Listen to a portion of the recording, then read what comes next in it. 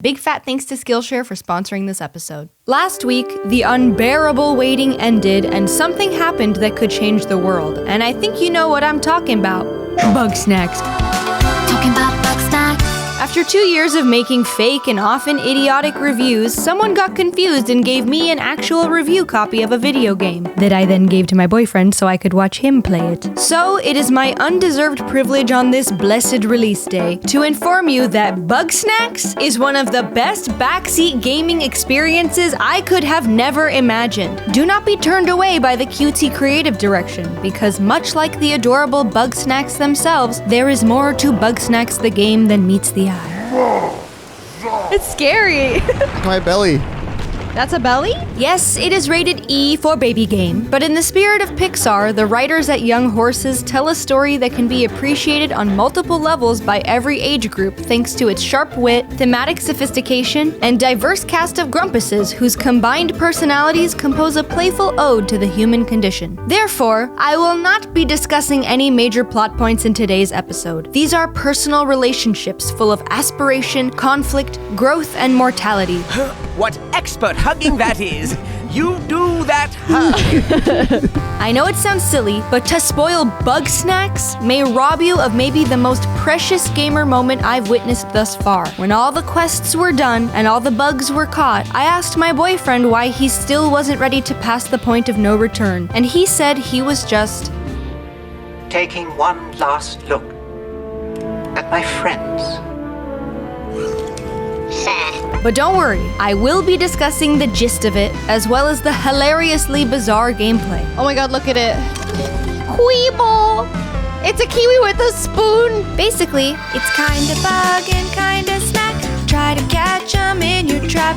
Feed somebody and you'll see what it's like to try LSD. You're crazy, man. You're crazy. I like you, but you're crazy. So, this isn't a review of Bugsnax. This is a review of what it's like to live with someone who plays Bugsnax. Bobby! To start, I must answer the question that was on everyone's mind when Bugsnax got announced during the PS5 reveal.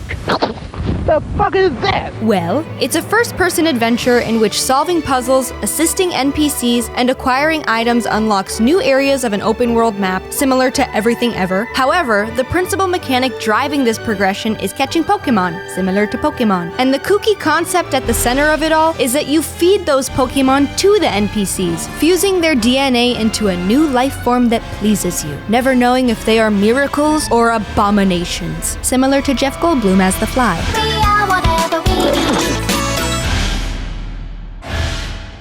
That's disgusting. That means as above, so below, the developers created a weird amalgamation of different game ideas about an island that creates weird amalgamations of different food-themed insects where players create weird amalgamations of the different characters and critters they find. Whoa, it's Bugsnax all the way down, dude.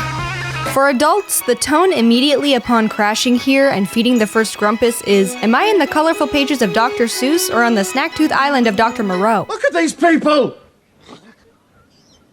Look at him! And for children, that tone is pretty much the same, but translates to, That's gross, I love it. seriously, that's gross, I love it, is the existential crisis lurking in the shadows while you investigate the disappearance of Elizabeth Steve Irwin Megafig by conducting interviews with the ethically divided residents of Snacksburg. There's no earthly way of knowing which direction we are going. What the?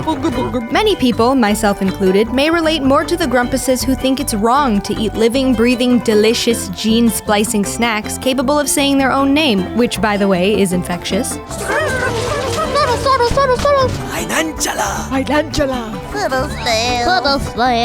Other people, myself included, may relate more to the Grumpuses who got a hankerin' for the flavorin' of Bugsnax, and argue that the ability to speak does not make you intelligent. so, they say as that third Cinnabon literally goes straight to their thighs. Sounds like a nightmare, I know, but can you imagine a s'more so good it turns your nose into a marshmallow? Dad, Damn, this some serious gourmet shit. In any case, every player will look around this Willy Wonka fever dream, hold the power to play God in their hands, and be like, I'm gonna make some weird shit. Unfortunately, or fortunately, depending on personal taste, these franchise-defining transformations are only utilized as a narrative device or cosmetic diversion. The real gameplay is, I will travel across the land, searching far and wide.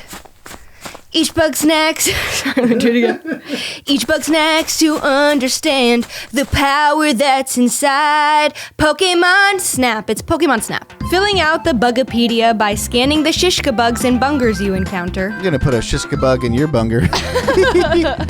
Is barely half the challenge though. The funnest part is figuring out what combination of tools, bait, and elements will lower their defenses enough to say, Have you not? Oh, yeah. Capturing some of these lil enigmas is kinda tricky, which grants backseat gamers a rewarding role to play as co-problem solver. Whereas in most single-player games, when my boyfriend cries about a tough enemy, the only response I can muster is, I missed the part where that's my problem. For example, this slippery grape skeeto was giving him the buzz around and he got mad at his baby game. Yo, grapes! But I postulated that perhaps a grape skeeto who likes chocolate would find chocolate-covered strawberries irresistible and fly to the ground well within reach of our net, allowing me the rare opportunity to gloat. Are you stupid or something? And it gets vastly more complicated than that. Each Bugsnax is a little riddle to crack, so I should probably let you discover the rest on your own. I can't resist telling you that my favorite item by far is a Strabby by the name of Sprout, who lives in a buggy ball. Oh my god, he follows a laser pointer. Goodbye. I love it. Oh my god, he's so good. Yay! Finally, the verdict. This is a perfectly paced, lovingly crafted interactive dramedy that I believe is going to be the PS5 holiday family time that non-gamers enjoy the most. Even smelly stepdads who call it Nintendo will remember Bugsnax and say, Dude, that movie's messed up. But good, dude. It's good as fuck.